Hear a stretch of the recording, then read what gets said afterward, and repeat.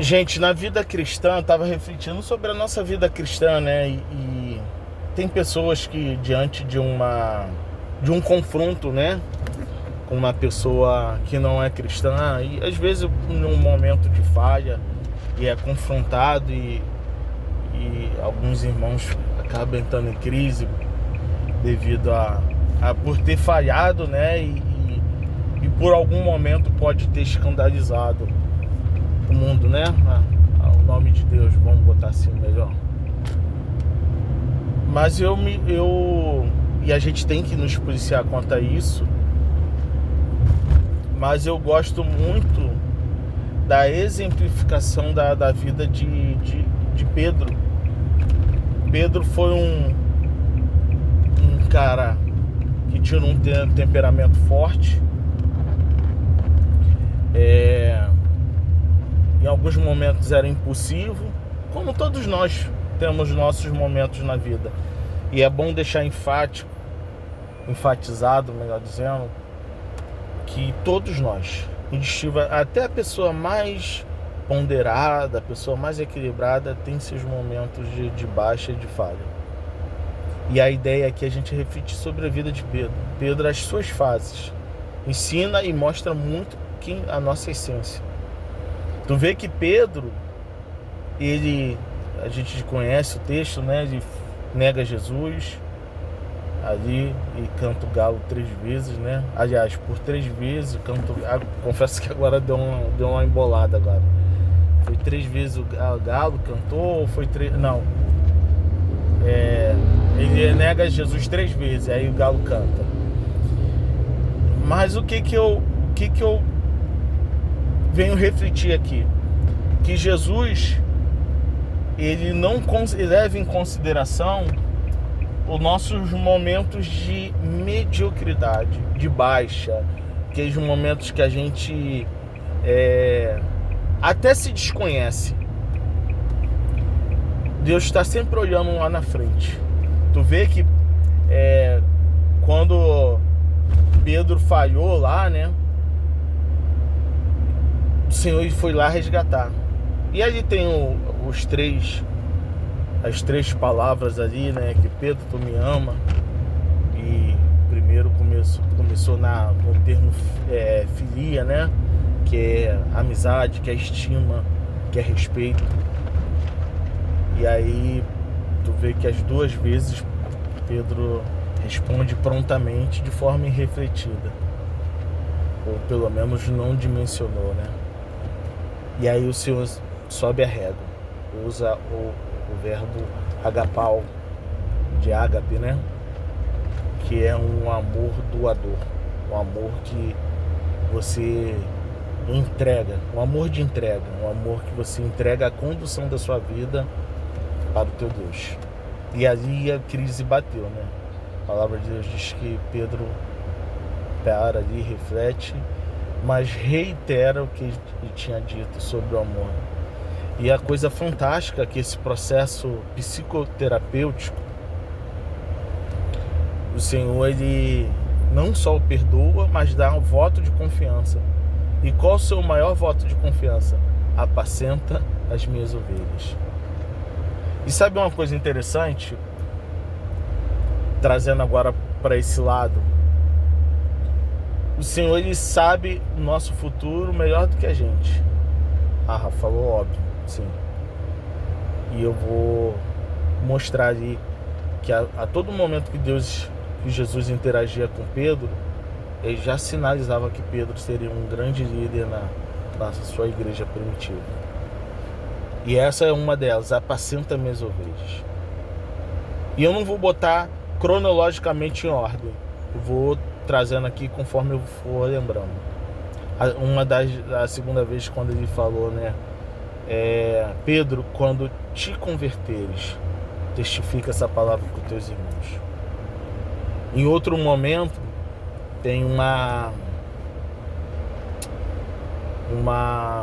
simbologia aí que a gente pode conjecturar, que Jesus, quando ele se apresenta, ele bota como pedra de esquina, que foi rejeitada pelos homens, né, e foi fragmentada. E a palavra, quando ele chama Pedro, uma delas é Petros.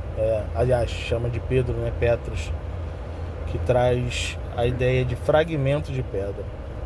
Tem uma conjectura aí que quando o Senhor, né, nosso Senhor Jesus, a pedra de esquina que foi rejeitada pelos homens e fragmentada, a sua saída de cena, né, quando ele foi assunto ao céu, ele ele alçou o ministério de Pedro.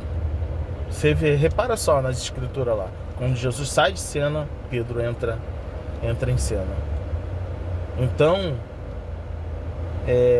qual é a reflexão?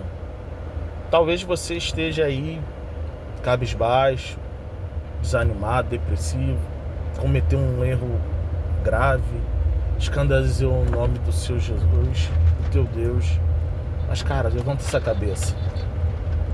Levanta essa cabeça, porque quem sabe, por misericórdia e graça, o Senhor está usando os meus lábios aqui para dizer para você: fulano, João, Maria, Gabriel, Enzo, Letícia, tu me amas, apacenta minhas ovelhas, cuida da minha obra. Então, meu amigo, então, minha amiga, levanta desse fundo de poço aí, porque tem projeto de Deus para sua vida. Ah, mas eu errei, mas eu falhei. O Senhor sabe disso. Mas e a coisa fantástica do Evangelho é que Ele não desiste de nós. Ele está pronto para operar coisas tremendas. E por que eu citei Pedro? Porque Pedro mostra a nossa humanidade, a nossa essência caída, infelizmente. Mesmo Pedro avançando, amadurecendo, crescendo ministerialmente, Pedro não ficou isento das falhas que cometeu, dos seus preconceitos, dos seus pré-julgamentos. E eu posso te exemplificar disso. Pedro já lá em Atos, já bem lá pro meio, já afinal, não recordo agora o capítulo. Pedro ali já era um dos pais da igreja, um cara já influente e respeitadíssimo pela igreja primitiva, por ser aquele que andou com Cristo, né? Um dos que andou com Cristo. Então ele já tinha um status, estava estabelecido sobre a igreja como conselheiro, como um diretor, né? Diretor no sentido genérico, que dá direção, que ensina, que doutrina, né? E tu vê que mesmo Pedro tendo avançado, já ter amadurecido, já está em outro nível espiritual, isso não o isentou de ele errar. E aí a reflexão: a gente pode errar, não deve, mas e Deus entende. A gente não pode deitar sobre o erro, ficar errando abusivamente. Mas Deus, Ele não está olhando para o nosso momento de mediocridade. Ele está olhando lá na frente, quem a gente pode ser e quem de fato a gente vai ser. Mas claro que há uma sinergia entre o querer de Deus e o agir da nossa parte, que aí a gente avança. E houve essa sinergia. O Senhor investiu em Pedro, o Senhor restaurou Pedro e Pedro avançou. E aí quando ele está lá em Jope, lá está orando, Deus está sempre nos desconstruindo. Deus está sempre tirando algumas mazelas nossas com a finalidade de nos ensinar, de nos amadurecer e de nos fazer crescer. E ali havia ainda uma cultura judaica arraigada no coração de Pedro, a tal modo que ele olhava os gentios como pessoas imundas, como pessoas que não era digno da salvação do nosso Senhor. E aí ele toma mais um ensinamento, uma reprimenda da parte do Senhor.